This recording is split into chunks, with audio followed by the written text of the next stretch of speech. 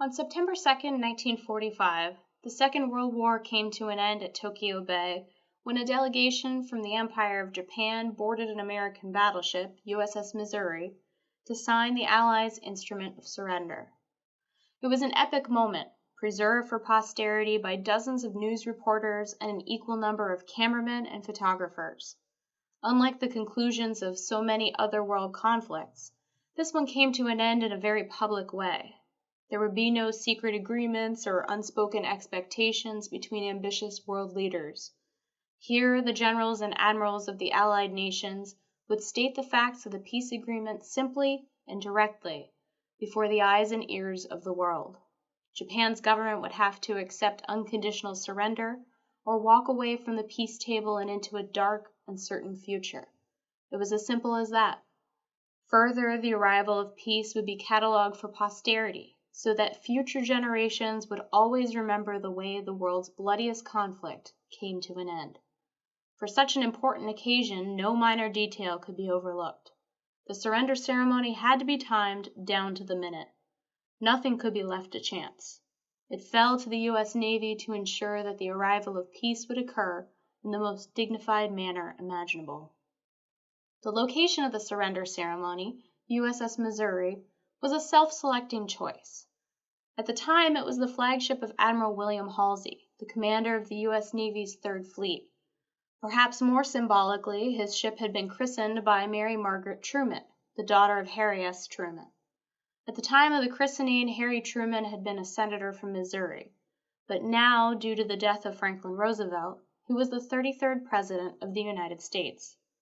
In choosing this particular battleship, Truman's home state would be forever linked with the arrival of this important peace agreement.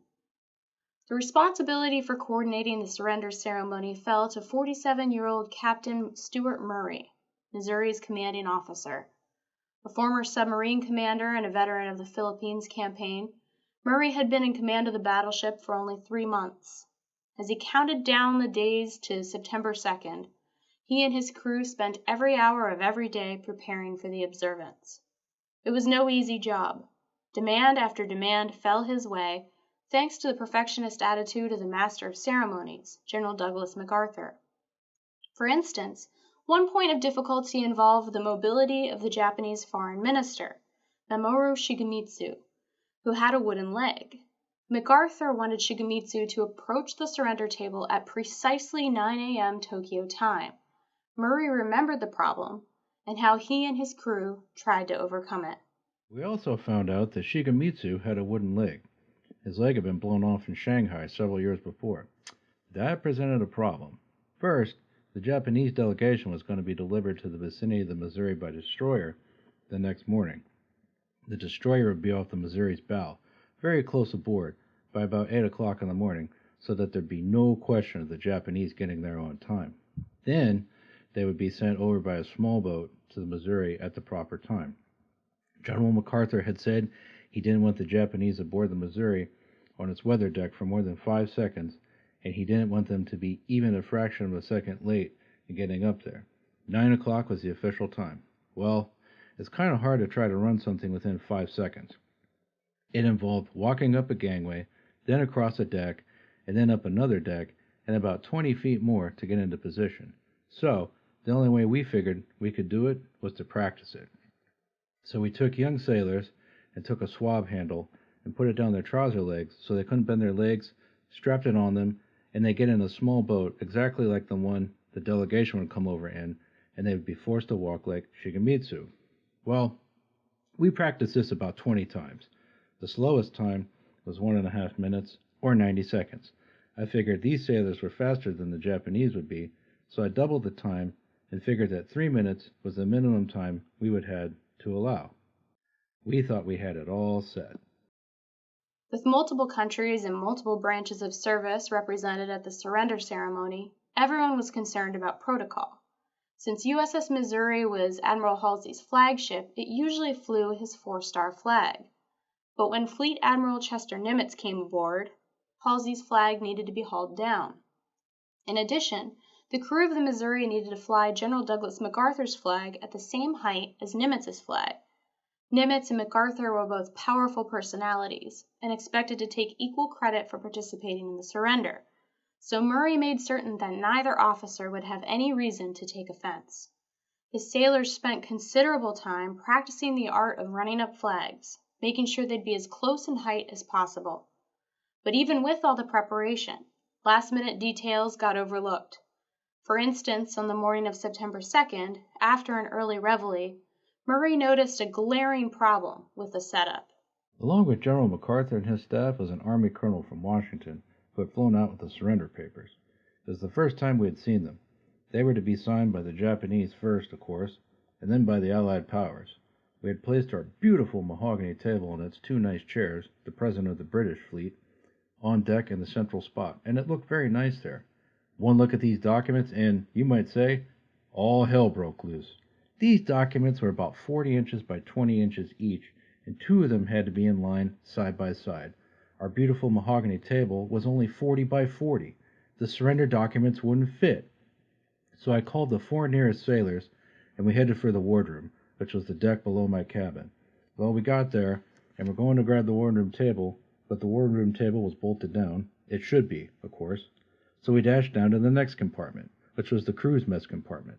The mess cooks had just finished cleaning all the tables from breakfast and were hanging their tables to the overhead to get them out of the way so they could watch the surrender ceremony from their place in the rear division. Well, we grabbed the first table we saw, the crew's last table. The mess cooks were just cleaning it up. They didn't want their table taken away from them. They didn't know what it was all about, but they did know that their mess table was leaving and they were supposed to clean it up and take care of it. We waved at them and said, "You'll get it back," and took it on up.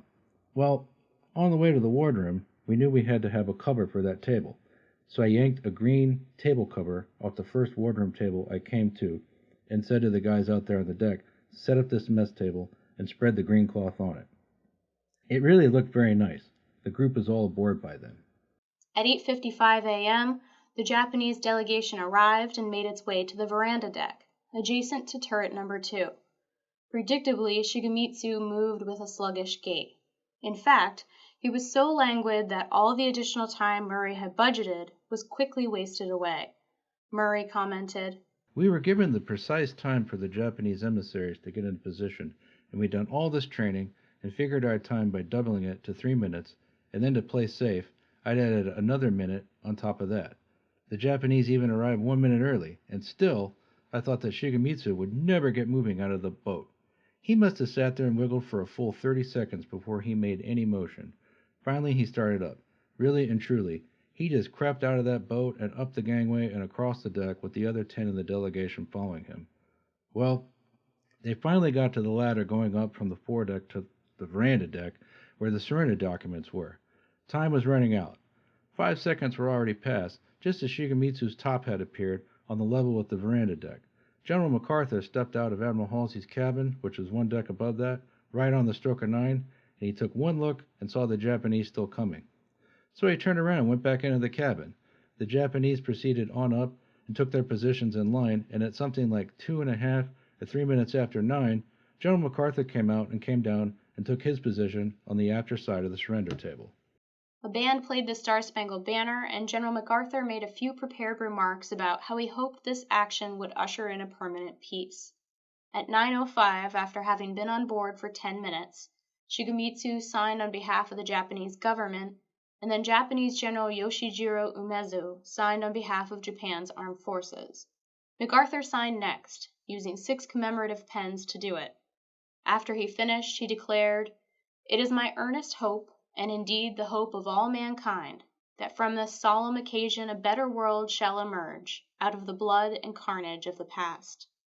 In addition to Japan, 9 other countries signed: the United States, China, Britain, the Soviet Union, Australia, Canada, France, the Netherlands, and New Zealand.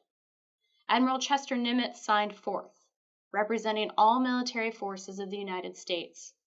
After the ceremony, Nimitz wrote a letter to his wife, confessing to nervousness on being expected to perform a crucial function on this profound occasion. The big moment is over, and the Japs have signed the formal terms of surrender. Everything was clocked in a minute-by-minute schedule, and the ceremony started at exactly 9 a.m. Tokyo time. The press came off in a transport destroyer before 8 a.m., followed by another destroyer carrying all the guests except the Supreme Commander's private party, which came alongside, as did all the destroyers, at 8:30. I don't see how I can describe the scene, or why I even attempt it, because there were present at least 200 correspondents who have, by now, written and broadcast thousands of words of description, which even as I write at 11:30 a.m., is being read or heard by you and all our children, wherever they may be. Many of our officers from the ships still at sea were present, they having flown in by planes. Fortunately, the bad weather of the past 2 days passed on, and we were blessed with dry though overcast skies. Every turret top, every point of vantage was occupied by newsmen, cameramen, including local Jap papers, and officers and men from the ship who could get a foothold. When it came my time to sign, I'll confess to nervous excitement, but I did sign in the correct places. One signer did not. Nimitz was correct. The Canadian representative, Colonel Lawrence Moore Cosgrave, had in fact signed on the wrong line, which forced all signers who followed him to sign on the incorrect places as well. Cosgrave made his error on the Japanese copy of the surrender document, and in order to placate the Japanese delegation, the Americans had to draw a line to direct all the errant signatures to the appropriate spots. At the end of the ceremony, MacArthur told the crowd, "Let us pray that peace be now restored to the world, and that God will preserve it always. These proceedings are now closed." At that moment, in a perfectly timed aerial ballet, hundreds of American planes roared in the skies overhead, flying over Tokyo Bay. With that, the world's deadliest war came to a conclusion. American forces, led by General MacArthur, would occupy Japan until 1952.